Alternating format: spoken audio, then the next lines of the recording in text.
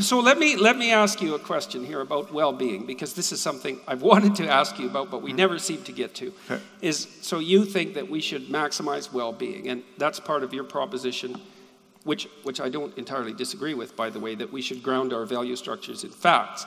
But there's a black box problem there, like I think the black box problem about the a priori structure that we use to extract the facts of the world out. And the black box problem is, if we could measure well-being, it's like, yeah, that's a big problem, Sam. Like, we have measures of well-being, and they're terrible.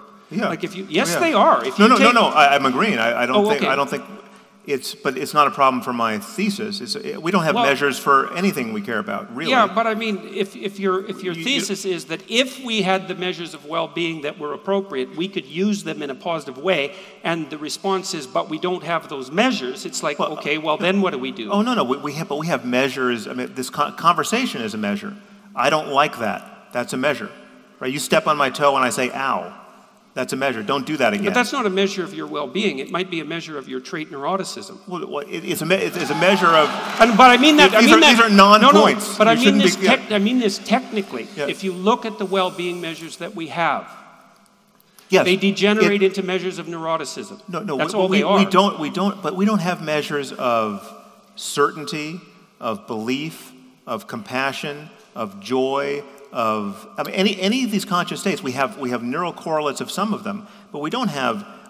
There's no then how do helmet I can put on. How do we use facts about them to orient ourselves in the world then? Because we're doing that. We're doing this all the time. You've got an instantaneous measure, though. You've got an instantaneous measure of well-being. We can all check with ourselves, see how we feel. But it's possible to be wrong about that. Right? Always, always wrong about it. It degrades as you get away from the individual's ability to check internally.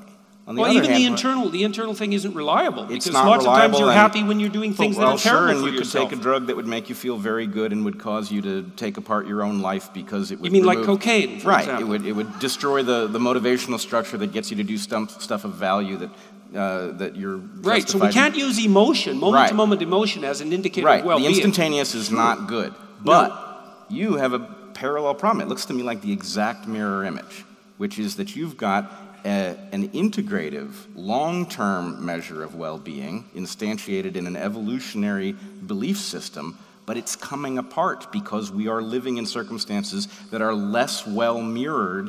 The present does not mirror the past, and therefore these truths, which you believe are timeless, are degrading rapidly. That's part of that's exactly right, yes. Okay, so what Sam is arguing is that the tools to pivot in order to improve our way of interacting, those are not the tools of long-standing tradition. Those are the tools of rational engagement. Respect for that process is part of the long-standing tradition. Yes, that's true. Yeah, but that's a big truth, man. I agree. That's a major league truth. I agree. And in fact, I would say the fundamental tradition, the most fundamental tradition of the West, says that respect for the process that updates moral judgment is the highest of all possible values. And that's also built into the tradition, strangely enough. I agree it's built into the tradition, but I would argue that it is very likely to be compartmentalized. In other words, I was a little bit struck when you said that, what did you say about scaling?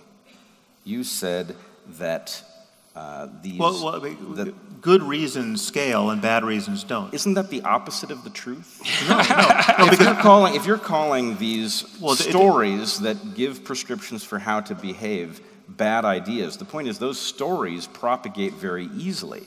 So if we want to talk about the gun and whether it is loaded, the idea that the gun is definitely loaded, that scales really easily, right? You can pass that along in one sentence. And the consequences of being wrong about a loaded gun also scale, right? So, no. Well, if you want to talk to people about very small possibilities of very dire things happening, they trip over it. It's a hard thing to get. It's almost impossible for children to get it. So the point is, the one thing does scale, a story that says, yeah, every gun is loaded. It's a false story, but that one definitely scales. Yeah. The statistical reality of guns and the fact that they may indeed be unloaded, but you don't want to play around with the remote possibility that one day you'll get it wrong, right? That doesn't scale because it requires you to have experience with stuff that is not common. Right. Well, so there are two things here. One, you bring up an ancillary but very important point, which is that moral progress here is often the result of moving from our story-driven, protagonist-driven intuitions to something far more quantified, right? So I mean, this is a classic, moral study done by Paul Slovak, who I'm sure you are aware of, where you tell people about one needy little girl in Africa, and you give her a name and show her picture, and what you elicit is the maximum altruistic, compassionate response from subjects. You go to another group of subjects, you tell them about the same little girl, give her the same name, but also tell them about her needy little brother, right, who has the same need, and their response diminishes, right? Just the addition of a single person diminishes the response, and this is a moral fallacy that we're all living out every day, because if you care about this one little girl, you should care at least as much about the fate of her and her brother.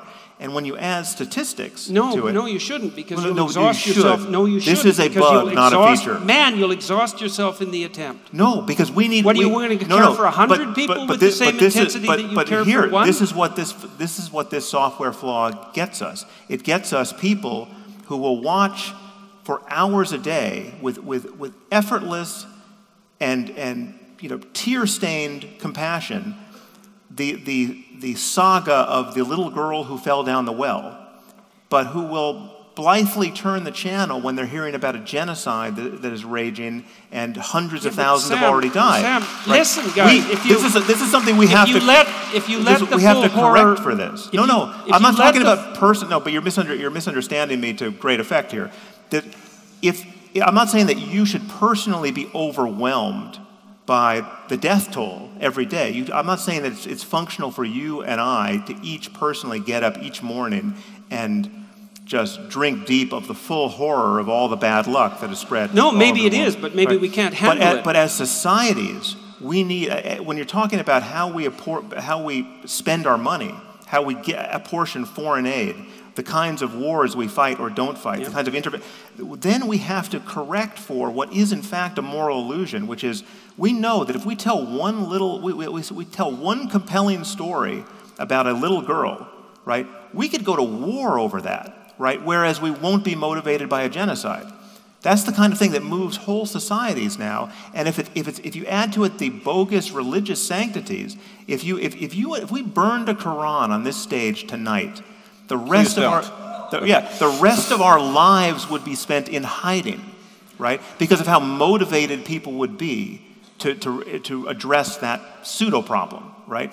That's the world we're living in, and civilization, insofar as we have a purchase on it, is a matter of correcting for those errors.